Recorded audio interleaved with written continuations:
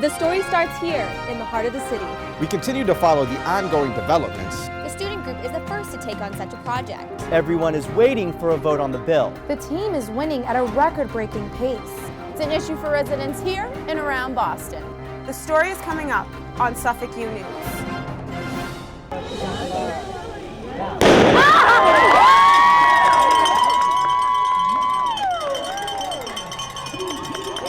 And they're off. In this Marathon Monday edition of Suffolk U News, we have you covered from the starting line here in Hopkinton to the finish line 26.2 miles down the road. And we are in between as well, 5 crews in all covering the 119th running of the race that helps prove we are all Boston strong. Hello and welcome to this edition of Suffolk U News. I'm Ashley Cullinane from Braintree. And I'm Tyler Sullivan from Wilmington. Marathon Monday begins this year as a quiet and gloomy day as 30,000 runners. That courtesy of cold temperatures and rain. Runners huddled inside town buildings and spectators hid under umbrellas once the rain began to pour. Once it started getting closer to the race, runners did whatever it took to stay warm and stay loose. By 9:30, runners and spectators started lining up at the starting line in anticipation of this year's Boston Marathon. A marathon, runners say, is special and unique in its own way. I've never been a part of such a established race where for 26 miles there's hundreds of thousands of spectators along the way cheering you on, calling you by your name. If you have it on your shirt, it's unbelievable. Smile through it. I'm excited to see family and friends along the route, and you're really inspired by all the people along the course.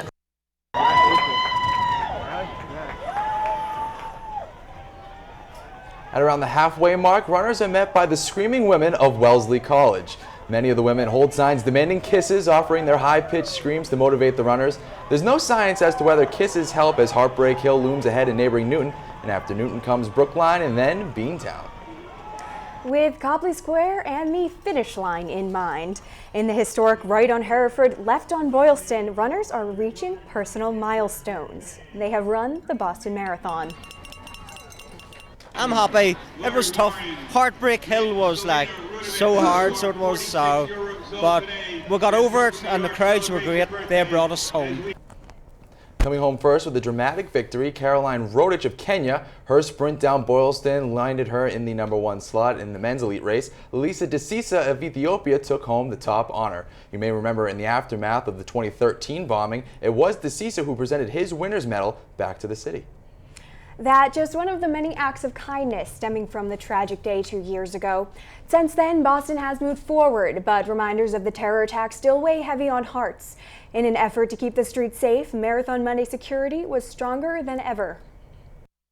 Yeah, I feel safe, but I wasn't here when the bomb went off, and I don't know how I would feel standing here. Here, the place lives were lost, lives were changed. My very first marathon was the year 2013. We were right here, 10 feet away from the bomb.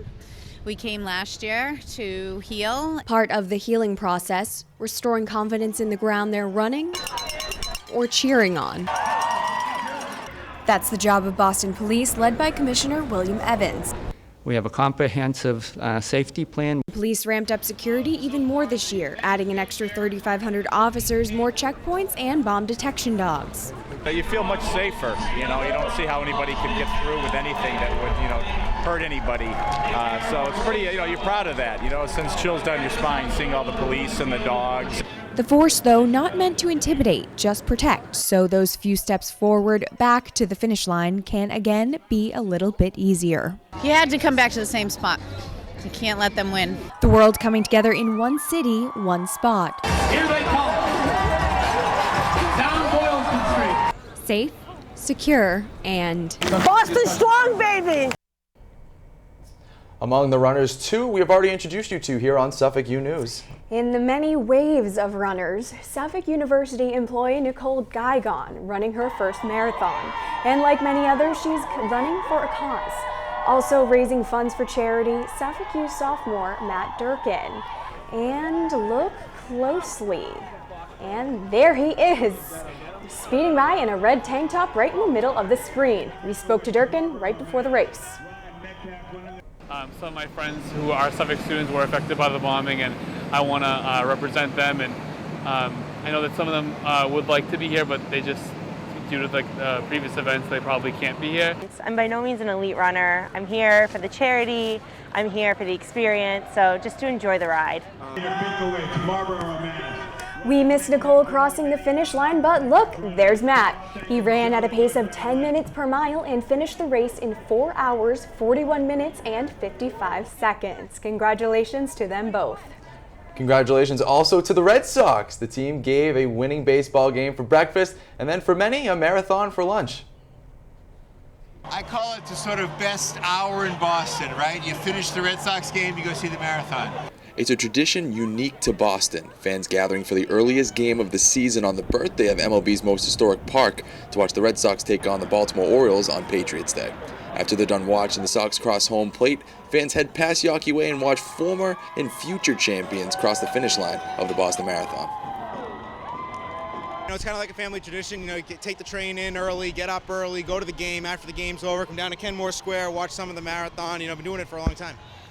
Game gets out and you come over here, check out the runners finishing up. I mean, what better combo? The rain may have delayed the Red Sox and Orioles from keeping their game going on at Fenway Park, but it was just another mere obstacle for runners and spectators as they run and witness the 26.2 journey. We've been coming here every year since our cousin qualified. It's just a good time. We support every runner we run. She ran her first marathon last year, and it's just been an awesome time. Marathon Monday changed forever 2 years ago. The bombing stunned the city, but it didn't stop it or the race. Ironically, the 2015 marathon comes on the heels of 30 guilty verdicts for the surviving Tsarnaev brother. Convicted of bombing and murder charges, a jury is now determining if he will be put to death or serve life in prison. And it's a question we put to people at the scene of the attack who have punishment on their minds. Death penalty is an easy way out. I want him to live and to remember every day what he did.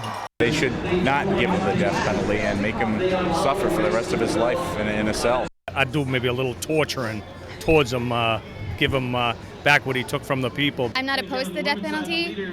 In some ways, I feel like it's an easy out, because then he's dead and gone, and sitting and languishing in a jail cell thinking about what he did isn't necessarily a bad thing. Give him life. That way he'll be able to think about everything, think about what he did. If those who are proven guilty, I think death penalty is appropriate punishment. I hope what happened never happens again, and the law punishes him as he deserves, because there were a lot of innocent people hurt. Do you think he should receive the death penalty? I think so, because honestly, a lot of innocent people were hurt, and they did it consciously. I don't feel we should house him and spend any more money on him. He wants to go meet his maker. Let him go meet his maker. We'll help him along a little.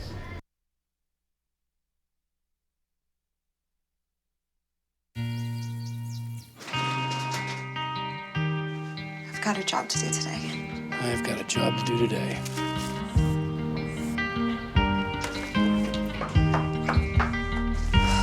Have a good first day at work, Mom. Your donations to Goodwill fund job training programs right in your community. Feels good to start fresh, right? Sure does.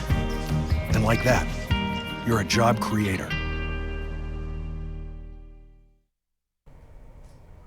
As we continue with our marathon coverage, we bring you back to Hopkinton. And unlike recent years, marathon runners this year had to run in the cold, windy, and rainy conditions. Suffolk News reporter Vanessa Bine explains how the rain wasn't the runners' biggest concern. Rain, rain, go away. Not a phrase among Boston Marathon runners this year. At least it's not snow. I'm not worried about this at all. This is actually ideal weather for all of us runners. Sickness couldn't even turn away runners from the 26.2. I'm actually just getting over the stomach bug, so I was sick for the last 2 days in bed. Some even training for quite a while. Well, about 6 years. No need for music, runners say. They just need fans. For Boston, the crowd support is just so enormous. From Hopkinton to Boylston, it's really, there's a lot of positive vibes, and it's a memorable experience. An experience that couldn't be complete without a few secret ingredients to power runners to the finish line. Spaghetti and meatballs And bread and chocolate cake. Sweet treats for a smooth finish. Vanessa Bine, Suffolk U News. Before runners go home, they have one final checkpoint, the Boston Common. Gear check tents are set up on the Common for runners to collect their personal belongings after the race. Among the gear tents are changing rooms and medical tents for any runners looking for assistance. As most runners prepare to leave, others use the time to reflect on the support they've received. People were cheering the entire route. I was shocked. There were probably the same amount of people here this year as there were in like warmer years.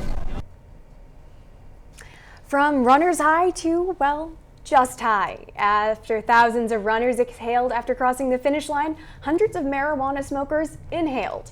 Despite bad weather, those wanting to participate in the annual 420 event came prepared to mark the slang celebration of pot. Suffolk News reporter Yvette Hernandez explains why this year's festivities were different.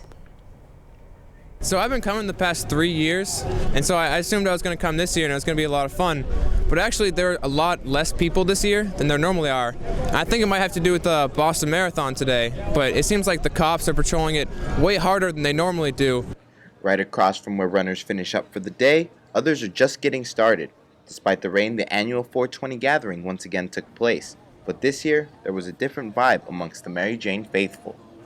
I think that there's been way more cops because of the marathon, and I think they've been a lot more aggressive in shutting down 420 today. Others believe the police weren't as strict as usual. I didn't expect them to be this lenient, with, especially with the big crowd, but I mean, there's not really much they can do now, so.